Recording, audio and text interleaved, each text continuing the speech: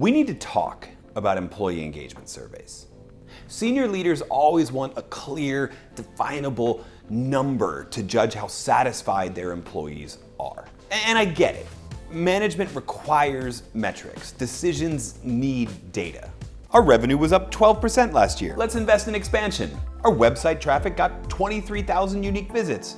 Let's rethink the marketing. Our employee engagement is 48%. Sound the alarms. And just like our fictional CEO, Gallup's research has also found that employee engagement is on the decline across the United States, particularly in remote, hybrid, and younger workers. But hold on. If you've seen my other videos or you've heard me talk before, you know I love to say that metrics aren't meaning. But metrics can be very useful if they're used correctly. If you're looking to figure out if your company's culture is as great as your marketing says it is, or even if you're just trying to figure out why you've been asked to fill out this random engagement survey, stay tuned. Real quick, my name is David Burkus, and I study high-performing teams and work with leaders to help them build their best team ever. I've met with hundreds of teams and talked with dozens of CEOs. I've read the studies, so you don't have to. Work dynamics are constantly evolving, and if you want to know what you need to stay ahead, then make sure you subscribe to the channel and our email newsletter, link in the description below.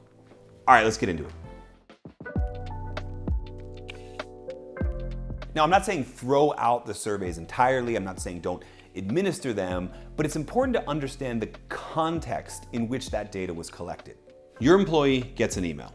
Dear valued employees, your company has brought in Global Engage 360 to survey different aspects of the company according to the point of view of its employees. This survey is not mandatory, but your feedback is greatly appreciated and will remain anonymous. Now, put yourself in their shoes. They've got meetings to attend all day. They've got tasks to do. They've got people to coordinate with. They've got real work to get done. And if something like this isn't mandatory, then it's very quickly going to get down to the very bottom of their to-do list, or it's going to get deleted entirely. And most people's gut reaction to a message from top brass saying, "This is anonymous," is, "This is definitely not anonymous." Will employees take this survey seriously at all? Maybe. Is the data that comes from it going to be useful at all? A little, but really only if it's used as a starting point in your exploration of employee engagement and not as the only point. I still don't understand why most organizations don't do this. They mumble something about confidentiality, although I thought the results were anonymous. Or they talk about how the data in its raw form wouldn't be understood by your average employee, although they're your employees, presumably they should be smart enough. Truthfully, I think the primary reason most leaders don't commit to sharing the results ahead of time is that they're worried that they're not gonna get a positive result. And if the results aren't positive, then they positively don't want to share them and get all of that word out. By not sharing, people can only speculate. And when people speculate, they typically speculate the worst case scenario. I knew these surveys weren't anonymous. They're coming for me. My job is in jeopardy. I didn't do the survey, and they probably know that. Share the results. You may not have gotten an accurate picture this time, but when employees see that you're sharing out the results of all of their feedback, they're more likely to take it seriously next time. To articulate that these surveys matter to your team, you don't have to make it a big deal. You don't have to send them the entire raw data file. You don't have to even send them the PDF the consulting firm emailed you. You can make it way simpler than that. Take the time to share what part of the results you're really proud of and why you're so proud of them. And also what was unexpected from the results and what you'll be changing as a result. Here's the numbers your survey results are going to show you. But here's where most leaders get it wrong. Often the results are broken down by questions or into categories, and the categories where the percentage is lowest, those are the ones that get the most attention. If one item is particularly low, then leaders start a company-wide initiative designed to improve on that one item. When leaders look at the data only company-wide, they tend to create solutions that are company-wide. Our inclusion numbers are low. Maybe we should create some kind of mandatory initiative or training, or have people attend classes to talk about what inclusion means to them and how they can help others feel included. Oh, even better, let's mix up who's in what class so people start forming these cross-functional teams, get to know people from all over the organization. That's going to improve the numbers. That's brilliant. Brilliant. You know what happens next. Now your top performing teams are forced into mandatory trainings that'll slow them down, confuse them, make them feel punished. Those top performing teams need to feel protected. If your company has issues, there's a pretty good chance those issues aren't on every single department, certainly not on every single team. Most people's experience of work isn't reflective of the entire company, it's just reflective of their team. Company culture is really just the average of every individual team culture. We can't just moneyball our whole organizational performance down to one number and then if it's good or bad, declare victory or a state of emergency. Honestly, that's a little lazy. When you look at the data, don't just take it however it's presented and just run with it. Reach out to the company that administered the survey or to HR or the people and culture team, whoever's doing it, and ask them to break down the data to the team level, or at least function or region. Just break it down as much as you can. Because the real goal is to see which teams are underperforming and also which teams are thriving.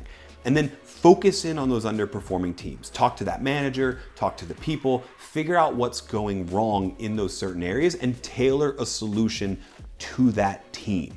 That way you're improving overall engagement because you're improving it in the teams that need it most, and you're not just bogging down all of the teams that are already led by great leaders, already highly engaged, already high performing.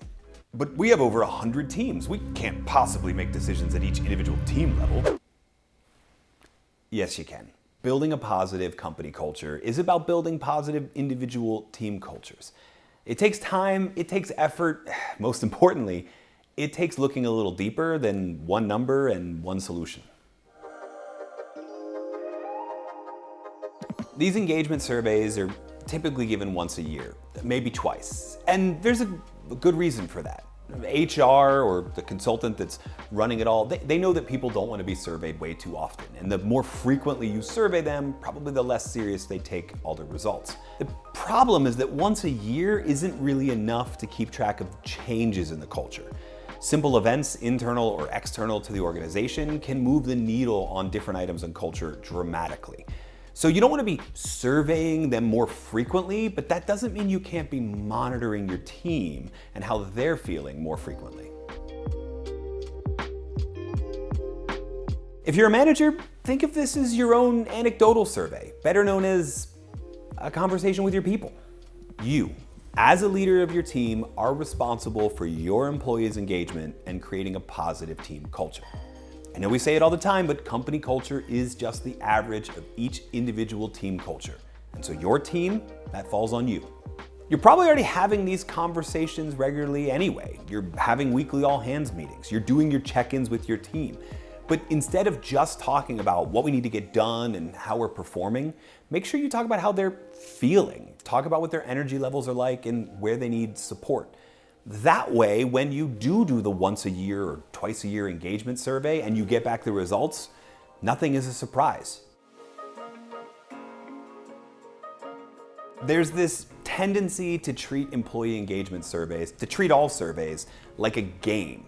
We're just gonna try and improve the number. And so it shouldn't be a surprise when people try and game the system. But the point of all these surveys isn't just to get a higher number. It's to figure out where we need to pay attention, where we need to change, where we need to build on our culture, and where we need to reward the people that are really carrying the culture for us. Remember, at the end of the day, company culture is just the average of each individual team culture. I know it feels like I say that a lot, but I say it because it's true. And so if you focus on that team level, you keep an open dialogue happening, you keep figuring out how you can support your people on that team level, guess what? The employee engagement numbers are going to take care of themselves. If you're looking to lead smarter, then subscribe to my channel right here for more helpful insights just like this. And if you've got a question or a problem, leave a comment below. I'm here and this channel is here to help you build your best team ever.